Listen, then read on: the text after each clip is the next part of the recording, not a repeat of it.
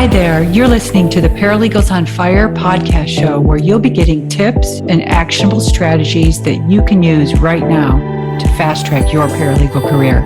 I'm your host, Ann Pearson, former paralegal and paralegal manager who left big law in the concrete jungle to start my own company, the Paralegal Boot Camp, where we give online courses that help paralegals make more money, increase their job security, and cut out the learning curve. All right, let's jump right into today's episode.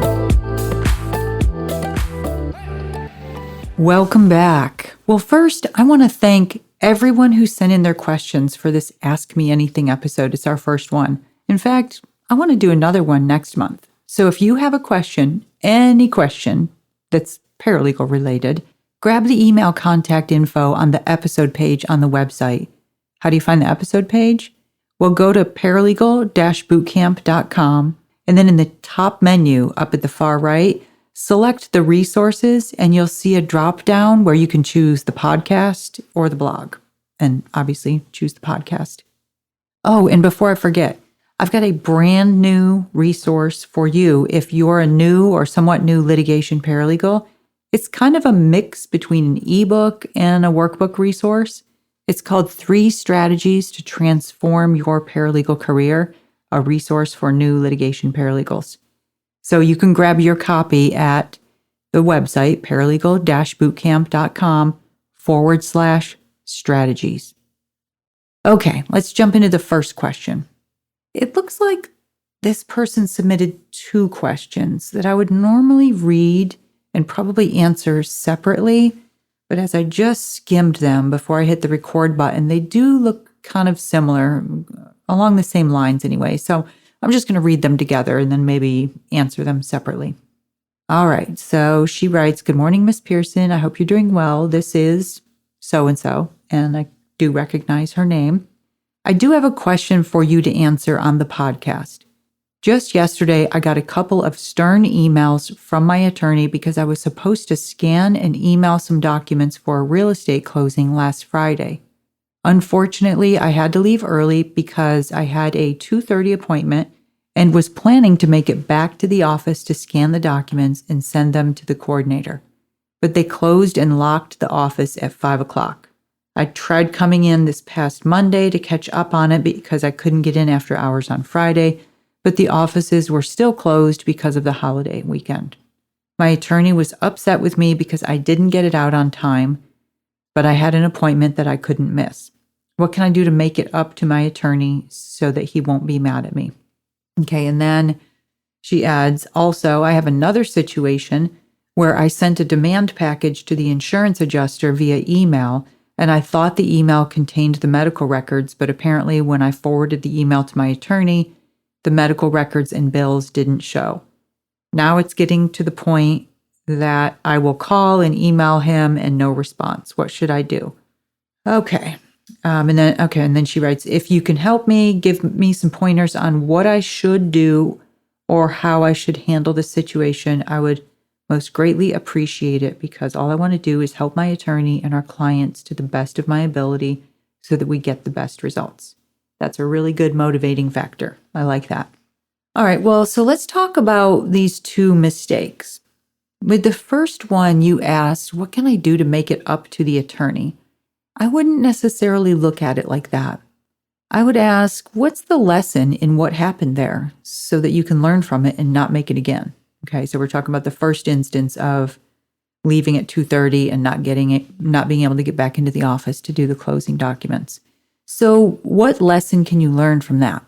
In my opinion, the lesson is, don't assume that you'll be able to finish that project after leaving for an appointment. Get the project done before you leave early, which means you're going to want to prioritize your days when you have a deadline like that and you know you're leaving early.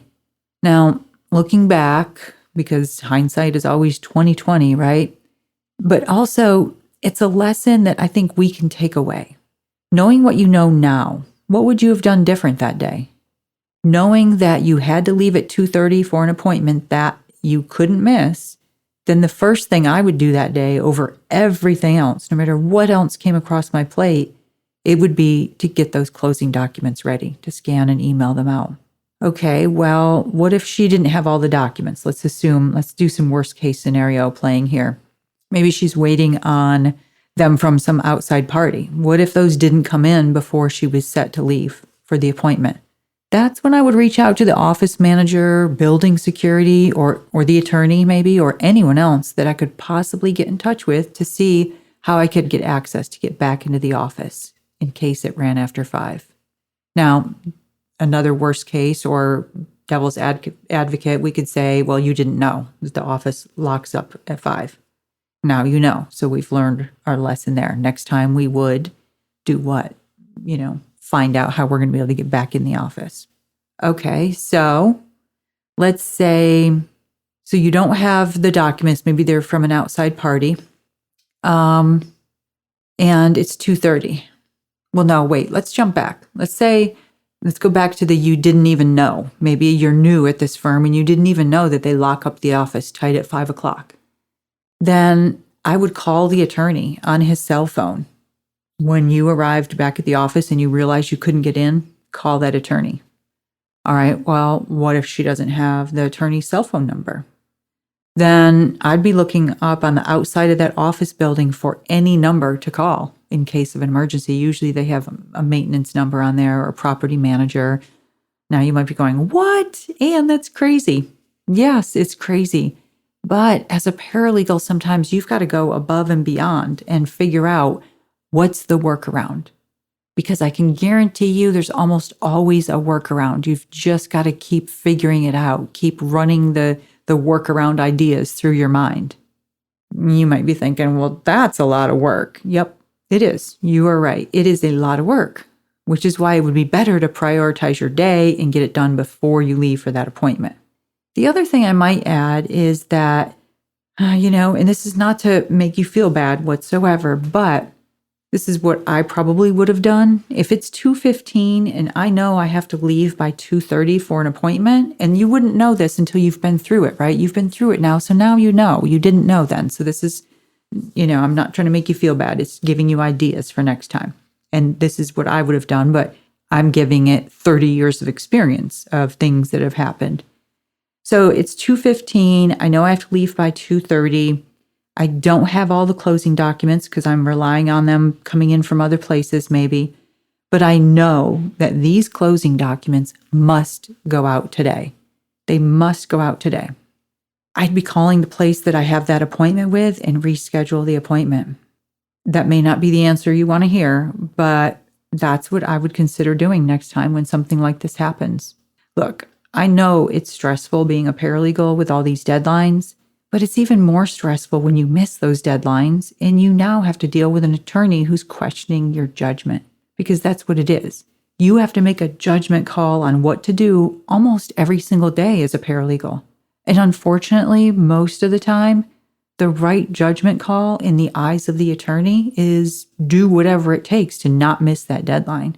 Sometimes that means missing family get-togethers, missing appointments, missing out on all kinds of things.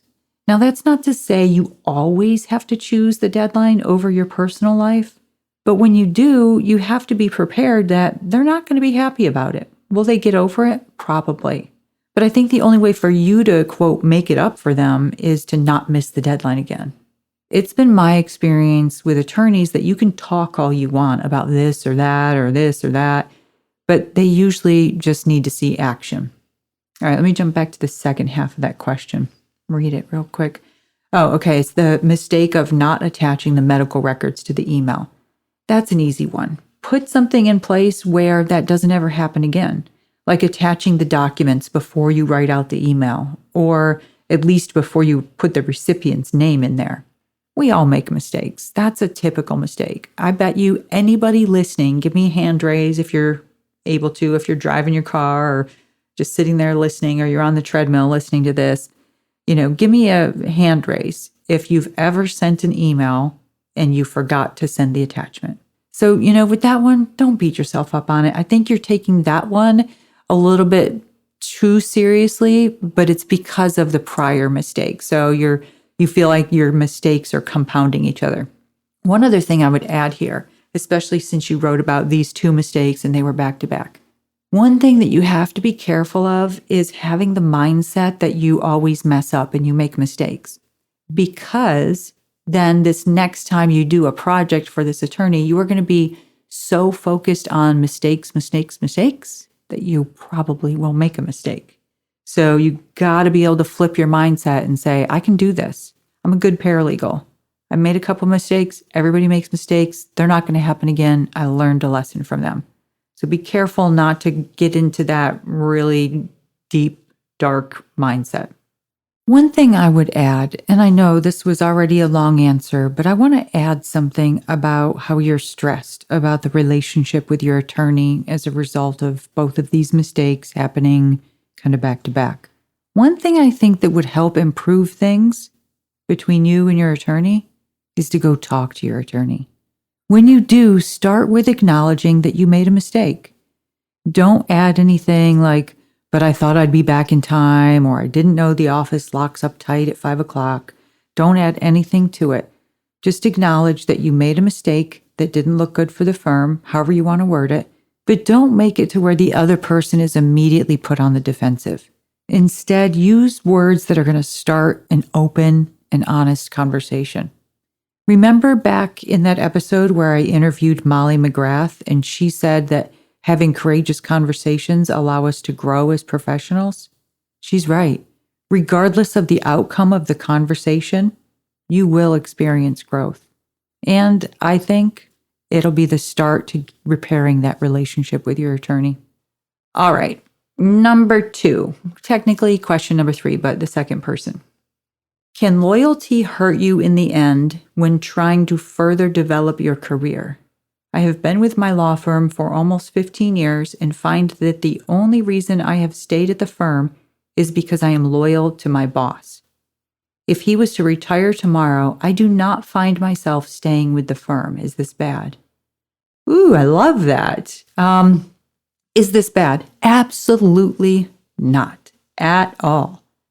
Now, at first, when I started reading this question, I thought you were going to say that you were like dismissing other great career opportunities because you were loyal to your boss. I might have had a different answer if that was the situation. But it looks like the way you worded the question, it doesn't sound like that's it. Let me read that part of the question again, just to make sure I've got it. Okay, the end says, the only reason I've stayed at the firm is because I'm loyal to my boss. Is that bad? No, not bad at all. Let's look at the opposite situation from that, which is what I see most often. You work for a law firm that has a great benefit package. You're highly compensated. You like your coworkers. You've put in enough years where you get some great PTO time, but the attorney you work for is a jerk. In that situation, my answer would be the opposite. I'd say life is, too short to be miserable every day working for a jerk, no matter how nice the benefit package is. I think most of you all would agree with that. No, I would say to you, you're very lucky to be working for someone who you've worked with for 15 years. That's a long time. I bet you two have a great working relationship. If you've been together all that time, you're in an ideal situation. And I'm going to tell all the other paralegals out there are probably listening going, I want that. If you get along well with the attorney who you work directly with, that's even worth taking a pay cut to have that. So you didn't give much details on pay and benefits, and et cetera, at the firm, but I'm assuming since the question started with, if the attorney retired tomorrow, I don't think I'd stay with the firm, then, it's not that it's a great, wonderful firm. I'll give you a personal example that maybe you might be facing, or the person asking the question might be facing. I worked for a very, very large firm for a good portion of my career when I was a paralegal. And it was before I moved to another large firm as a paralegal manager. When I was a paralegal working at that firm, I had amazing working relationships with the attorneys. But during a 3 to 4 year stint, or I don't know, maybe it wasn't 3, it felt like 3 to 4 years, our particular office, it was a big national firm, our particular office had an office manager who was horrible. He would literally play favorites, take the legal secretaries out to lunch and get drinks and, get inside information from them. And a couple of the paralegals, no, not a couple, I think just one of the paralegals participated in that kind of thing. And then, if one paralegal came in, not that one, but any of us others who weren't part of his favorites team, if we came in, let's say, with open-toed shoes or something inappropriate that wasn't part of the dress policy, I'll just use that as an example, he'd send out a massive office-wide email reminding everyone about proper dress code. Well, he sent out an email one day that said all overtime, even from paralegals who are billing hours, must be approved by him in advance before working on it. Now, at this time, I was working an average of maybe 10 to 12 hours a day, working on some of the firm's big litigation matters, traveling to New York and DC, working with partners up there. And I went to my attorney and showed him the email and said to him, I'll be damned if I'm going to ask for someone's permission to give up my weekends and holidays to bust my butt for your files and your clients. So I'll just be going at home at 5 every day, and we'll have to figure out how it's going to all get done. That was my response. Well, that wasn't going to work. He said, you just work the hours that you need, and if the office manager has an issue with your hours, let me know and I'll handle it. And he did end up handling it. Now, I don't tell you that story to encourage you to go do something like that. I tell you that to make the point that it is more important to have a great working relationship with your attorneys than it is to love the firm that you work at. I really, truly believe that. So, nope, it's not bad at all. I think that you have an awesome situation, and if he retires tomorrow, it's not a bad thing if you go to another firm. All right, let's see. Number 3. I'm a senior paralegal with about 24 years of experience and ready for Chapter 2. I'm not quite ready for complete retirement as I'm only 55, but I'm tired of the daily grind of going into the office. Everything you do, maybe me, everything you do has me intrigued with breaking out on my own as a business owner. Not necessarily creating training programs like yours as I'm in commercial real estate, but I was thinking about maybe doing a virtual paralegal business or something like that. Do you have any thoughts on that? Well, if you're just wanting to get out of the grind of going to the office, then a virtual paralegal business, it might be good, but I would caution you. If you're going to start a business, do you really want it to be where you're still trading time for dollars? Because as a virtual paralegal company, you're still getting paid by the hour for paralegal work. The only difference is now you don't have a benefit package and you have to withhold your own taxes. I've talked to dozens of paralegals who had virtual paralegal companies, and even the most productive ones would say that they were working 9 to 10 hour days and usually could only bill for 6 or 7 hours of that time. And they ended up going back to work for a law firm because they wanted that benefit package. Besides that, let's not forget about how are you going to get clients? Maybe the attorneys you work for now will use you and pay you that higher rate, but the higher rate is based on you having to cover all your expenses and benefits and Social Security and, the employment tax. And what happens then if they're your only client, right? And you've got all your eggs in one basket and you wake up one morning and they've hired someone internally or have someone internally taking over your work, and now you have no paycheck coming in. I would suggest if you're getting the itch to be an entrepreneur, I would suggest kind of selfishly that you create courses that teach others what you know, especially being in commercial real estate. There's not any real estate boot camps out there. So that would be one suggestion. Or create some kind of product that you can sell 24/7 online that doesn't require you to be sitting at a desk clocking in hours. That would be my suggestion. But I'd be happy to cover that more. All right, we're coming up on, it's a little bit longer than normal. And so this last one, I'm going to read you the question, and I'm going to cover this, if not in next week's episode, then definitely by the following week, because I saw this question in the Google Drive folder and I thought that's going to be a whole episode, because I can unpack a lot in this question. You'll know when I read it to you. So the question says, "Hello, Anne. Do you have any advice for paralegal managers in regards to how to keep your team engaged in their work?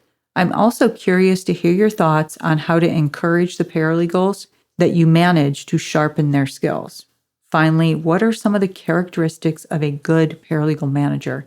So there's 3 questions in there, and I think it deserves its whole, like a whole episode for that, just on how to be a good characteristics of a good manager, how to encourage paralegals, how to, hire and retain good paralegals, what they're looking for, in keeping them engaged. That's a whole episode. So don't forget, I'm going to do a separate episode just for you and for those questions. And it'll just be a separate paralegal management kind of episode. So if not the next episode, then definitely by the following week. All right. Well, thank you. And don't forget, go to the episode page, paralegal-bootcamp.com, and go up to the resources at the top if you want to get the email to be able to email your questions for the Ask Me Anything the next time I do this one. And don't forget that free resource for new paralegals, paralegal-bootcamp.com/strategies. See you next week. All right, that's it for today's episode. Thank you so much for listening. If you enjoyed today's show, hit the subscribe button in whatever platform you're listening. And please take a quick minute and leave a review of the podcast, and share this episode with just one colleague or friend who you think would benefit from what we discussed today.